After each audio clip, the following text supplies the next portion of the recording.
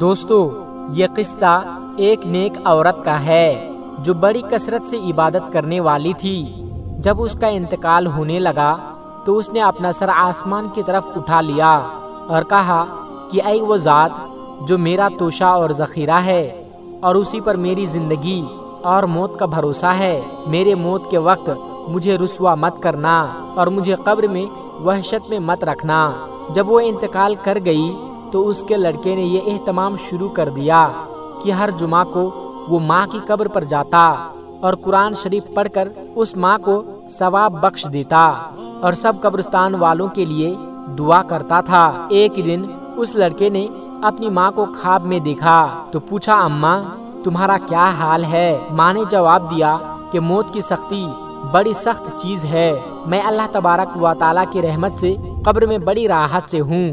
ریحان میرے نیچے بچھی ہوئی ہوتی ہے، ریشم کے تکیے لگے ہوئے ہوتے ہیں، قیامت تک یہی برتاؤ میرے ساتھ رہے گا۔ میرے آس پاس جنت کی خوبصورت باغ ہیں اور نہریں بہہ رہی ہے۔ بیٹے نے پوچھا کہ کوئی خدمت میرے لائق ہو تو کہو۔ ماں نے کہا کہ تم ہر جمعہ کو میرے پاس آ کر قرآن پاک پڑھتے ہو، اس عمل کو نہ چھوڑنا۔ جب تم آتے ہو تو سارے قبرستان والے خوش ہو کر مجھے خوشخبری دینے آتے ہیں کہ تیرا بیٹا آ گیا ہے۔ مجھے بھی تیرے آنے کی بڑی خوشی ہوتی ہے اور ان سب قبرستان والوں کو بھی خوشی ہوتی ہے۔ وہ لڑکا کہتا ہے کہ میں اسی طرح ہر جمعہ کو اہتمام سے جاتا تھا۔ اس کے بعد ایک دن میں نے خواب میں دیکھا کہ بہت بڑا مجمع عورتوں اور مردوں کا میرے پاس آیا۔ میں نے پوچھا، تم کون لوگ ہو اور کیوں آئے ہو؟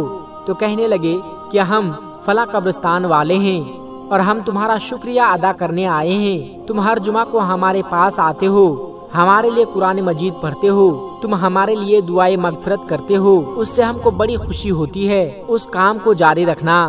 وہ لڑکا کہتا ہے کہ اس عبادت میں نے اور بھی زیادہ اہتمام کرنا شروع کر دیا۔ آخر میں اللہ رب العزت سے دعا کرتا ہوں کہ اللہ پاک ہم سب کو قبر کے امتحان کی تیاری کرنے کی توفیق عطا فرمائیں اور ہمیں نماز پنجگانہ ادا کرنے والا بنائیں، اور ہمارے جو بھی عزیز و اقربا اس دنیا سے گزر گئے ہیں اس کے درجات کو بلند فرمائیں اور انہیں جنت الفردوس میں اعلیٰ مقام عطا فرمائیں۔ آمین ثم آمین۔ دوستو اب ہم آپ کو حضرت علی رضی اللہ تعالیٰ عنہ کے حوالے سے دو ایسی عورتوں کے بارے میں بتانے والے ہیں جو دنیا میں ہی منحوس ہوتی ہے۔ تو وہ عورتیں کون کون سی ہیں آگے ہم آپ کو ضرور بتائیں گے، لیکن ویڈیو شروع کرنے سے پہلے آپ لوگوں سے ایک چھوٹی سی گزارش ہے کہ اس ویڈیو کو ایک لائک کر کے چینل کو سبسکرائب ضرور کر لیجئے گا۔ محترم دوستو، عورت کا تو دنیا میں پہلا روپ ہی رحمت ہے، بیٹی بن کر پورے خاندان کے دلوں پر راج کرتی ہے، بہن بن کر بھائی کا سچا دوست اور ماں کا بازو بن جاتی ہے، اور جب بیوی بنتی ہے تو ہمیشہ ساتھ نبھانے والی، ہر دکھ اور ہر سکھ میں ساتھی بن جاتی ہے، اور جب ماں بنتی ہے تو اللہ تبارک و تعالیٰ اس عورت کا مقام اتنا بڑھا دیتا ہے کہ جنت کو اٹھا کر اس کے قدموں میں رکھ دیتا ہے۔ حضرت امام علی رضی اللہ تعالیٰ عنہ نے فرمایا کہ مرد کی مردانگی کی سب سے عظیم سطح یہ ہے کہ مرد کی وجہ سے کبھی کسی عورت کی آنکھوں میں کوئی آنسو نہ آئے۔ دوستو معاشرے میں عورتوں کا فطری مقام اس کا گھر ہے جہاں وہ اپنی چھوٹی سی ریاست کی ملکہ ہے۔ دوستو ہمارے مذہب اسلام میں عورتوں کو وہ مقام اور مرتبہ جو کسی دوسرے مذہب میں عورت کو نہیں دیا۔ ہمارے مذہب اسلام نے مرد کو عورت کا محافظ قرار دیا ہے، اور یہ ہمارا ہی مذہب اسلام ہے جس نے رشتوں کی پہچان کرائی۔ آج کی اس ویڈیو میں ہم آپ کو عورت کی کچھ خوبیاں بتانے جا رہے ہیں جن خوبیوں سے عورتوں کا کردار مزید مزین ہو جاتا ہے، لیکن دوستو اس کے ساتھ ساتھ ہم بات کریں گے عورت کی دو غلطیوں کے بارے میں جس سے عورت کو منحوس قرار دیا گیا ہے۔ یہ دو کام جو بھی عورت کرتی ہے تو وہ منحوس عورت ہوتی ہے۔ اس حوالے سے ہم آپ کو حضرت علی رضی اللہ تعالیٰ عنہ کا فرمان بھی بتائیں گے کہ حضرت علی رضی اللہ تعالیٰ عنہ نے اس کے بارے میں کیا فرمایا ہے۔ تو دوستو ہم امید کرتے ہیں کہ حضرت علی رضی اللہ تعالیٰ عنہ کا نام سن کر آپ نے ویڈیو کو لائک تو کیا ہی ہوگا اور چینل کو سبسکرائب تو کیا ہی ہوگا۔ تو چلیے ویڈیو کی شروعات کرتے ہیں۔ ایک مرتبہ حضرت علی رضی اللہ تعالیٰ عنہ کے پاس ایک شخص آ کر کہنے لگا کہ یا علی، وہ کون سی عورت ہے جو گھر کے لیے منحوس ہوتی ہے؟ بس جیسے ہی یہ پوچھا گیا تو مولا علی نے فرمایا کہ اے بندہ خدا، اللہ نے کسی کو منحوس نہیں بنایا ہے، لیکن افسوس یہ انسان کے اعمال ہی ہوتے ہیں جو انسان کی زندگی کو پریشانیوں میں دھکیل دیتے ہیں۔ تو اس نے پوچھا کہ یا علی، وہ کون سے کام ہے؟ تو حضرت علی نے فرمایا کہ گھر کے لیے وہ عورت پریشانی کا سبب بنتی ہے جس کی رگ رگ میں یہ دو عیب پائے جائیں۔ پہلا عیب کہ وہ اپنے گھر کے لوگوں کی غیبت کرتی ہو، ادھر کی بات ادھر پہنچاتی ہو، اور دوسرا عیب کہ وہ بار بار جھوٹ بولتی ہو۔ یاد رکھنا، یہ وہ بری عادتیں ہیں جو کسی بھی عورت میں ہوگی، اپنے ساتھ گھر والوں کو بھی برباد کر دیتی ہے۔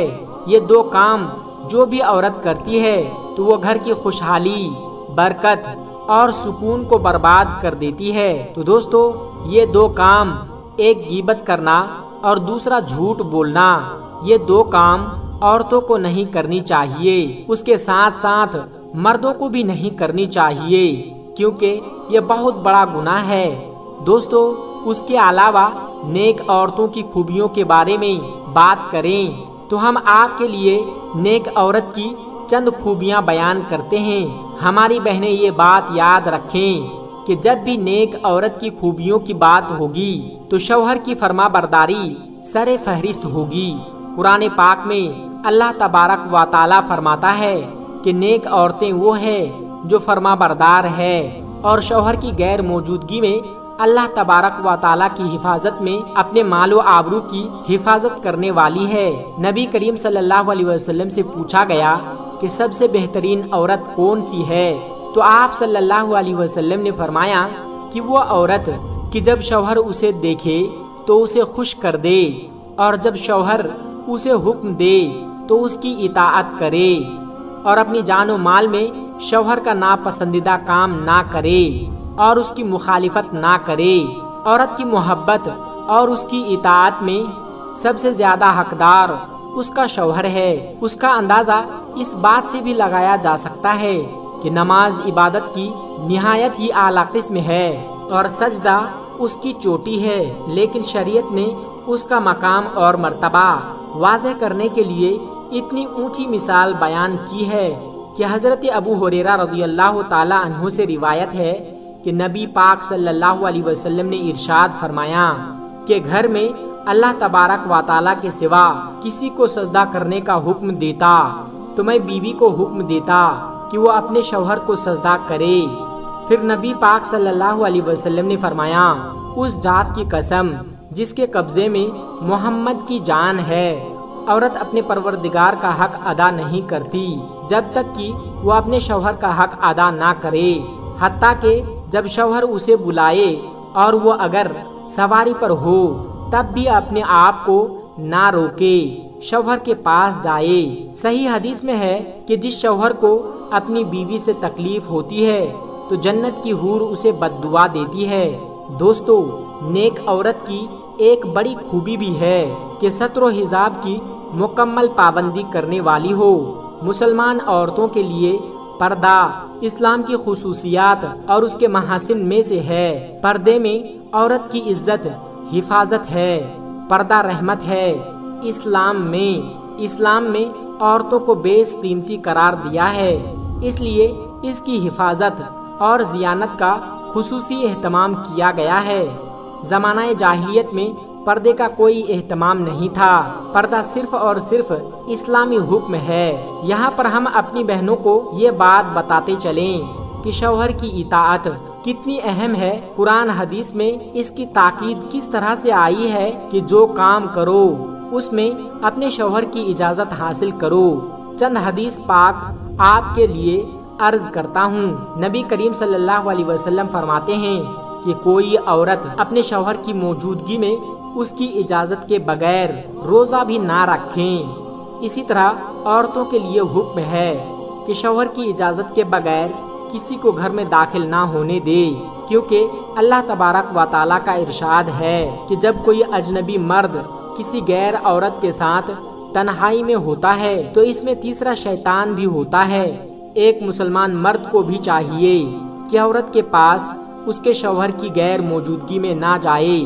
نبی پاک صلی اللہ علیہ وسلم کا ارشاد ہے کہ کوئی مرد کسی اجنبی عورت کے ساتھ بغیر ضرورت کے تنہائی میں نہ بیٹھے۔ دوستو، عورت کی آواز بھی پردہ ہے، وہ اجنبی مرد کے ساتھ ان شرائطوں کے ساتھ بات کر سکتی ہے۔ پہلی شرط یہ ہے کہ آواز میں لچک، شیرنی اور مٹھاس نہ ہو۔ دوسری شرط، صرف باقدر ضرورت بات کریں، جتنی ضرورت ہو اتنی بات کریں۔ تیسری شرط کہ پردے کی اوٹ سے بات کرے۔ اسی طرح شوہر کو بھی چاہیے کہ کسی غیر محرم سے بات نہ کرے، کسی غیر عورت سے بلا وجہ بات نہ کرے۔ آپ تمام بہنوں کے گھروں کو آباد کرے۔ اللہ تبارک و تعالی ان کے شوہروں کو اور فرما بردار بنائیں۔ آمین ثم آمین۔